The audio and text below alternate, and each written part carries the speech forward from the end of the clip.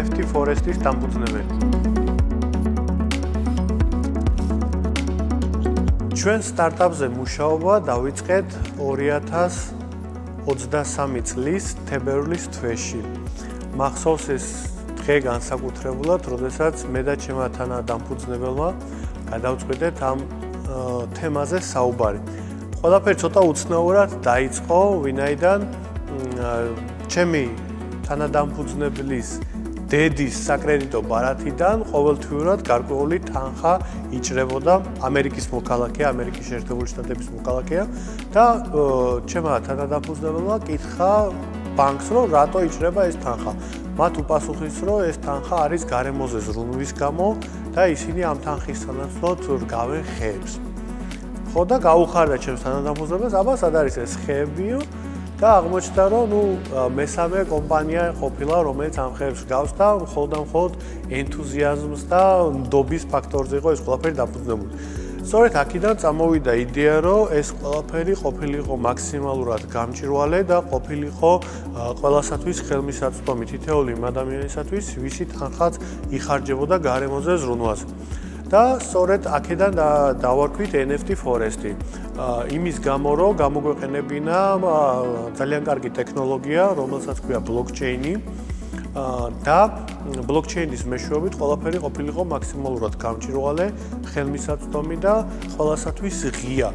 თუკი ადამიანები ან ბიზნესები, კერძო კომპანიები, სხვადასხვა ორგანიზაციები გადაწყვეტენ, რომ მათ გარემოზე ზრუნვა დაიწყონ, ჰქონდეთ ის ინსტრუმენტი, რომელიც საშუალებას მისცემს, რომ მათ მიერ დახარჯული თანხა იქნეს გამოყენებული ადეკვატურად და ჰქონდეთ ამისათვის მაქსიმალური გამჭვირვალობა. დავიწყეთ რა ამ სტარტაპზე მუშაობა, გამოჩნდა ძალიან ბევრი ფაქტორი, რომელიც ფიგურირებდა მაშინდელ სიტუაციაში. ერთ-ერთი ასეთი იყო 2020 წელს ეგრეთ წოდებული ბრაზილიის ფროდი, რაც გულისხმობდა, რომ ხეების უმრავლესობა, რომელიცაც მაშინ კომპანიები ყიდულობდნენ იმისათვის, რომ გარემოზე ეზრუნათ, რეალურად არ არსებობდა. ამის შემდეგ კვლევებით დავადგინეთ ასევე, რომ 2015 წელს გაფორმებულია როგორც სახელმწიფოების, ასევე კერძო დიდი ბიზნესების მიერ პარიზის ხელშეკრულება, რაც გულისხმობს გარემოზე ზრუნვას და 2030 წლამდე და 2050 წლამდე ჯერ ნახშირბადის ემისიების შემცირებას და შემდეგ ნახშირბადის ემისიების ნულოვან ზღვარზე გასვლას. რას ნიშნავს ახლა ეს რო აგიხსნათ? ეს ნიშნავს, რომ თითოეული პროდუქტი ან მომსახურება, რომლისათვის იხარჯება მაგალითად ძალიან დიდი რესურსი და რაც შემდეგ უკვე გარემოზე ზეგავლენას ახდენს, ამის კომპენსირება ან და შემცირება რო მოხდეს, მაგალითად დიდი კომპანიები უკვე ძალიან ფართოდ გამოიყენებენ ამ ცნებებს და ხშირად თუ გიხსენიათ, რომ მწვანე მიმართულება, მწვანე ინვესტიცია, მწვანე პროდუქტი, ნახშირბად განეიტრალებული პროდუქტი, ეს უკვე ნიშნავს, რომ შესაბამისი ზომები უკვე მიღებულია იმისათვის, რომ ეს კომპანიები გავიდნენ ნახშირბად ნულოვან ემისიაზე. ჩვენ გადავწყვიტეთ, რომ აგვეღო ერთ-ერთი ამ მიმართულებიდან ერთ-ერთი ამ მიმართულების მოცემულობა, რაც იყო გაწყიანება. ანუ გაგვეშენებინა ხეები და გაგვეშენებინა, რა თქმა უნდა, ტყეები.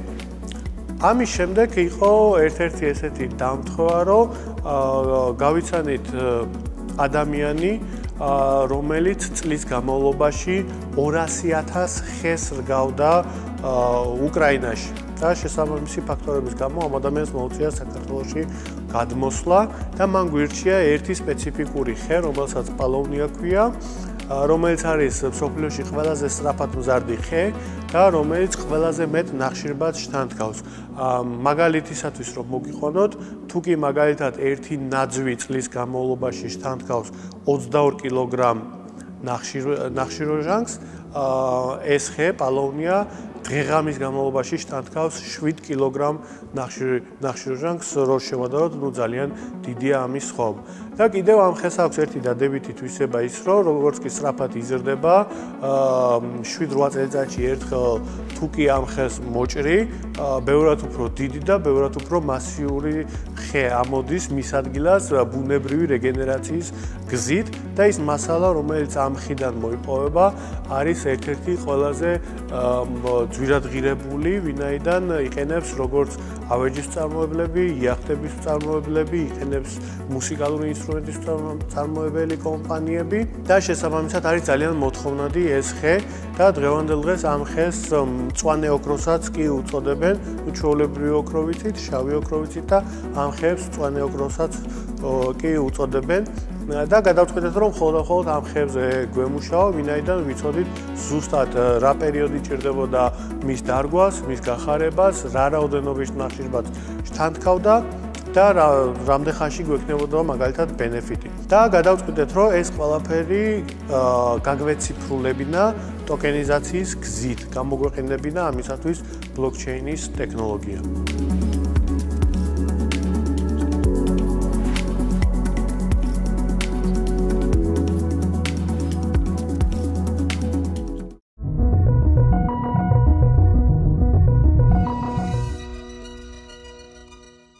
სტარტაპერობის რაღაც საწყის ეტაპზე, გარდა იმისა, გარდა რაღაც სტანდარტული გამოწვევებისა, რომ რაღაც მარკეტ ფიტი იპოვო, მომხმარებელი იპოვო, რაღაც სწორი პროდუქტი შექმნა, რომელიც მართლა აგვარებს რაღაც პრობლემას, ვფიქრობ, რომ ერთ-ერთი და არც ისე უმნიშვნელო გამოწვევა არის ხოლმე რაღაცა მენტალური და ფსიქიკური მზაობა იმ გზისთვის, რისი გავლაც მოგიწევს, იმიტომ რომ თვითონ სტარტაპის გარემოც ხომ მაგას ნიშნავს, რომ ყველაფერი შეიძლება ძალიან მალე შეიცვალოს, ძალიან მალე გაიზარდოს და რაღაცა ძალიან მალე შეიძლება მიაღწიო რამე წარმატებას. თუმცა სანამ ეს მაგას კი ნიშნავს ზოგადად, მაგრამ რეალურად ამ ყველაფერს მაინც წლების შრომა ჭირდება და ვფიქრობ, რომ ყველა სტარტაპერი მზად უნდა იყოს იმისთვის, რომ რაღაცა ურდღეში და ძალიან მალე ვერ მიიღებს ისეთ შედეგს, რაც უნდა საბოლოო ჯამში და ასევე გზად ბევრად უფრო მეტ არას და რაღაცა უარს მოისმენს, ვიდრე აქამდე ოდესმე სადმე გაუგია და ვფიქრობ, რომ ყველაფერს მენტალურად მზად უნდა იყოს.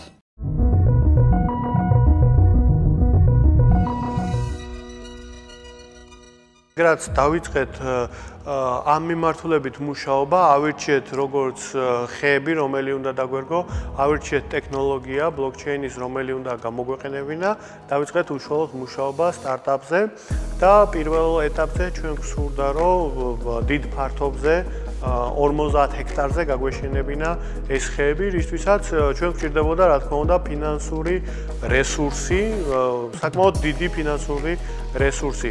იმის გამო, რომ დრო დავხარჯეთ ამ ფინანსური რესურსის მოძიებაში, გადავწყვიტეთ, რომ გაგვეკეთებია ეგრეთ წოდებული crowdfunding-ი, რაც გულისხმობს, რომ დაგვენაწევრებინა ეს 50 ჰექტარი და მიგვეცა მცირე და ინდივიდუალური ბიზნესებისათვის, რომ თითოეულ მათგანს შეძლებოდა უკვე ინვესტირება და არა ერთიანად.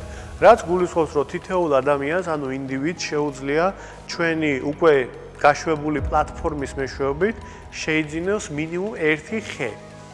და ასევე ბიზნესებს შეუძლიათ, რომ შეიძინონ მინიმუმ 1 ჰექტარი ტყე. რას ნიშნავს ახლა ეს? ეს არის ეგრეთ წოდებული პრესეილი, რომლის დროსაც ჩვენ წინასწარ ვიცით, რამდენი ხის სპონსორობა არის გაწეული ინდივიდებისაგან და ბიზნესებისაგან.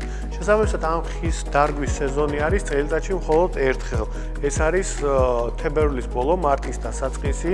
ნუ ეს რა თქმა უნდა ბუნება არის და ამას ვერცად ვერ გავექცევით და ასევე შესაძლებელი არის თუ კი სეზონი კაი სეზონი გამოვიდა მწვიმებისა და მზეების თანაფარდობის მეშვეობით სექტემბრის თვეშიც ანუ მეორეჯერაც დაიდგოს და როგორი არის ჩვენი ბიზნეს პროცესი ეს ეგრეთ წოდებული ჩვენი ინვესტორები ვინც მინიმუმ ერთ ხეს მაინც იყიდიან ელოდებიან როდის დაირგვება ეს ხე დარგვიდან დაახლოებით 15 თვის შემდეგ უკვე ეს ხე იწყებს ნახშირბადის შემცირებას.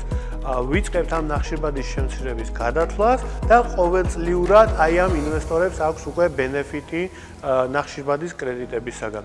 ხოლო 8 წლის შემდეგ როგორც გითხარით ხეს თუ მოჭრი უფრო კარგი და უფრო დიდი ამოდის და შესაბამისად ვაბარებთ აი ამ ხის მასალასაც და რა თქმა უნდა იქიდანაც აქვთ საკუთარი შემოსავალი. რო გადავითვალოთ ანუ წლის განმავლობაში მათ მიერ გამომუშავებული ნახშირბადის კრედიტებისაგან მიღებული შემოსავალი მათი ჩადებული ინვესტიციის დაახლოებით 8%-ია, ხოლო ხის ჩაბარების შემდეგ ეს პროცენტი არის დაახლოებით 300-400%, რაც საკმაოდ მაღალია, საკმაოდ შემოსავლიანია და რა თქმა უნდა, საკმაოდ ენერგო მეგობრული არის, რაც დღევანდელ დღეს ნამდვილად კარგი ტრენდი არის და რაც მიხარია, იმიტომ რომ ნამდვილად თუ კი შევხედავთ სიტუაციას, კლიმატის ცვლილება ფაქტია და ამას ვერსად ვერ გავექცევით და წარმოება და ყველაფერი ეს ამას კიდევ ხელს უწყობს და თუ კი დღეს არ მივიღეთ ქმედითი ნაბიჯები, როგორც მაგალითად ჩვენი პროექტია, უკვე ხვალ ჩვენი პლანეტაზე სუნთქვაც კი შეიძლება გაგვიჭირდეს და ზუსტად ეს არის ჩვენი мотивация და ყოველდღიურად რომ ვიმუშაოთ ჩვენ სტარტაპზე, ეს გვაძლევს ძალიან დიდ мотивациას, რომ ეს არის უკვე ხვალინდელი დღე. ის ხვალინდელი დღე რომ იყოს უფრო მწვანე და იყოს უფრო ეკომეგობრული და იყოს უფრო ჟანგბადით გაჯერებული.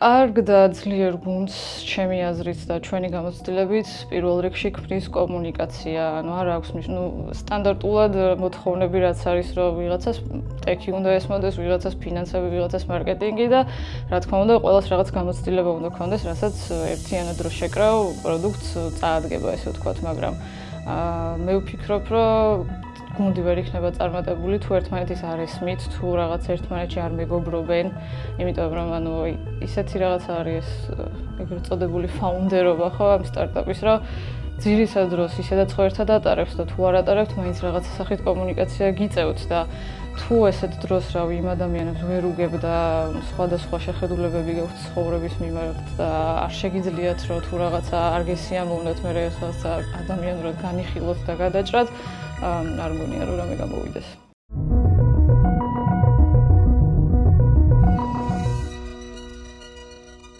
როგორც აღმოჩნდა, მსოფლიოს მასშტაბით ერთ-ერთი ყველაზე კარგი რეგიონი, სადაც შეიძლება ამ ხეების განვითარება და ამ ხეების გახარება, ეს არის საქართველო, სადაც არ სჭირდება მას ზედმეტი ზრუნვა. მაგალითად, თუ კი სხვა ქვეყნებში საჭირო არის ხელოვნური ტბის გაშენება, ხელოვნური ირიგაციის გაკეთება და სხვა მრავალი ფაქტორი იმისათვის, რომ ხემ გაიხაროს, საქართველოში, კონკრეტულად კი დასავლეთ საქართველოში არის ისეთი მიწა და ისეთი მიკროკლიმატი, რომელიც უზრუნველყოფს ამ ზედმეტი ხარჯებისგან თავის არიდებას და ამ ხის ბევრად უფრო ეფექტური გზით გახარებას და სწორედ ამიტომ ჩვენ ვიწყებთ ამ ხელოვნური ტყეების გაშენებას საქართველოში.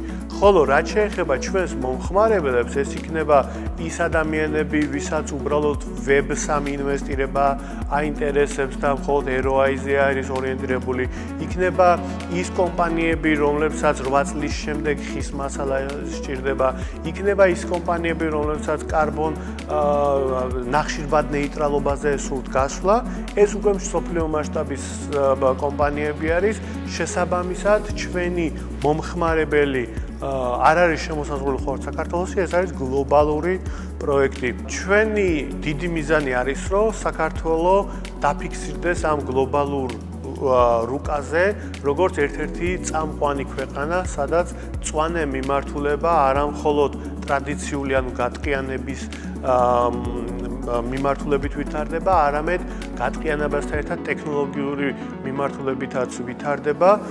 ხშირად იყო შეკითხვა, როდესაც ჩვენ პროექტს წარვადგენდით, რომ აი როგორ მიმდინარეობს მაგალითად გადათვლა, რამდენ ნახშირბადს თანთქავს და ასე შემდეგ. ჩვენ ამ ხრივ გვაქვს რამდენიმე ინსტრუმენტი, ეს არის პირველ რიგში სატელიტური გადაღება, რომელიც არის NASA-ს სატელიტური ანტენების მიერ მსოფლიოს მასშტაბით და კონკრეტულად გეოლოკაციურად ჩანს თუ სხვადასხვა რეგიონში როგორ მიმდინარეობს რა ნახშირბადის შთანთქმა. ასევე ჩვენ მოგვისწრო ხელოვნურმა ინტელექტმა, რომელიც საშუალებას გვაძლევს, რომ მაქსიმალურად ოპტიმიზირებულად გავაკეთოთ როგორც ხეების გაშენება სხვადასხვა ფერდობებზე, ასევე ამ ხეების მიერ მაქსიმალურად შთანთქმა ნახშირბადის კრედიტების, რაც გულისხმობს ხეებს შორის დაშორებას, მაგალითად განაშენიანებას, რაც გულისხმობს ამ ხეების მოვლას და ასე შემდეგ.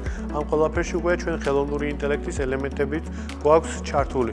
შესაბამისად, პროექტი არის გლობალური, სჭირდება მცირეოდენი საწყისი წარმატება იმისათვის, რომ მსოფლიო რუკაზე დაფიქსირდეს როგორც საქართველო, როგორც ერთ-ერთი წარმატებული ქვეყანა ამ მიმართულებით განვითარებისა, ასევე ჩვენი პროექტიც, ჩვენი ასეთი მიზანი არის, რომ ჩვენი პროექტი იყოს ერთ-ერთი პირველი იუნიკორნი, რასაც უძახიან, ანუ ეს ნიშნავს მილიარდიანი კაპიტალიზაციის პროექტი, რომელიც იქნება საქართველოსთან და ეს იქნება კიდე ერთი წამახალისებელი ქართველი სტარტაპებისათვის, იმისათვის, რომ შესაძლებელი არის, რომ ქართული სტარტაპი მართლაც გახდეს უნიკორნი და გავიდეს მსოფლიო ბაზარზე.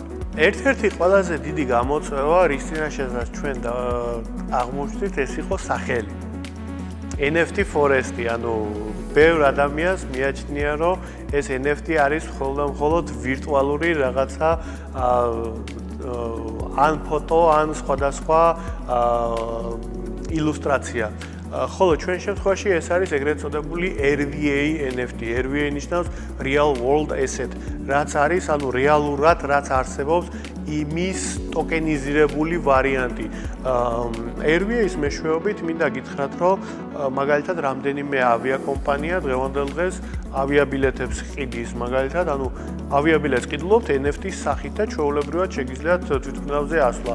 მაგალითად, რამდენიმე ათეულ ქვეყანაში უკვე RVA-ით არის თქვენ შეგიძლიათ ბინების ყიდვა, ანუ ეს RVA არის როგორც ბინა, ანუ გამარტივებული არის ყველა ის პროცედურა, რაც თან ახლავს და რაც ართულებს მაგალითად უცხოეთში ბინის შეძენას. მაგალითად, ეს შეიძლება იყოს გალფის ქვეყნები, ანუ სპარსეთის ყურის ქვეყნები, დუბაი, აბუ-დაბი და ასე შემდეგ, სადაც RVA-ის მეშვეობით შეგიძლიათ ბინის ყიდვა. ჩვენთან კი RVA-ის მეშვეობით თქვენ ყიდულობთ ხის სპონსორობას, შემდეგ ყოველწლიურად ამ ხის მიერ შთანთქმული ნახშირბადიდან თქვენ იღებთ შემოსავალს და 8 წლის შემდეგ თქვენ იღებთ, რა თქმა უნდა, შემოსავალს აი ამ მასალისგან, რომელიც იქნება ჩაბარებული და RVA ზუსტად ამას ნიშნავს, რომ თქვენი პრესეილზე შეძენილი NFT-ით თქვენ რეალურად ხელს უწყობთ აი ამ ხის დარგვას და ის ხე ამყარებს ზუსტად თქვენს NFT-ს.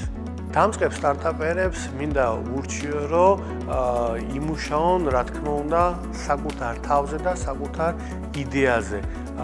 არ არსებობს ცუდი იდეა, არსებობს განუხორციელებელი იდეები. ნებისმიერ იდეაში არსებობს რაღაც აუცილებლად ღირებული. მაგალითად, ნებისმიერი სტარტაპი ვითარდება. ერთი არის რა იდეიდან დაიწყე და მეორე არის რა პროდუქტამდე მიხვედი. აი ეს გზა ყოველთვის არის ეკლიანი და ეს ეკლიანი გზა ყოველთვის უნდა გამოიყენო, რომ თითეული ის გაკვეთილი, რაც იქნება, მაქსიმალურად უნდა აითვისო, გაუმჯობესო და გააგრძელო გზა, იმიტომ რომ თუ კი შევხედავთ ხო, მაგალითად, რომ ავიღოთ იგივე Facebook-ი, იმიტომ რომ ეს ერთ-ერთი ისეთი ყველაზე დიდი წარმატებული სტარტაპია დღევანდელ დღეს. 2004 წელს, როდესაც სტარტაპზე მუშაობა დაიწყო, სულ სხვა იყო მისი მიმართულება, ის იყო მხოლოდ კოლეჯის სტუდენტებისათვის განკუთვნილი სოციალური ქსელი, რომელსაც ძალიან შეზღუდული ფუნქციონალი ჰქონდა. დღევანდელ დღეს თუ შევადარებთ, Meta არის ძალიან დიდი გიგანტი, რომელსაც დღეში მინიმუმ მილიარდი ადამიანი იყენებს. ზუსტად ასევე შეგვიძლია ვთქვათ, აი ChatGPT მაგალითად, რომელიც რამდენიმე წლის წინ საერთოდ წარმოუდგენელი იყო მსგავსი ინსტრუმენტის არსებობა, თუმცა დღესდღეობით ასეულობით მილიონი ადამიანი იყენებს ChatGPT-ს ყოველდღიურობაში. ანუ თავიდან ყველაფერი არის რთული, რა თქმა უნდა, როდესაც პირველ ნაბიჯებს დგამ. ჩვილი ბავშვისათვის პირველი ნაბიჯი ყველაზე რთული არის, თუმცა ასაკთან, გამოცდილებასთან, დაცემასთან ერთად ის სწავლობს სწორად როგორ უნდა იაროს. ზუსტად ამას შევადარებდი დამწყები სტარტაპერების ბედს და ყოველდღიურობას.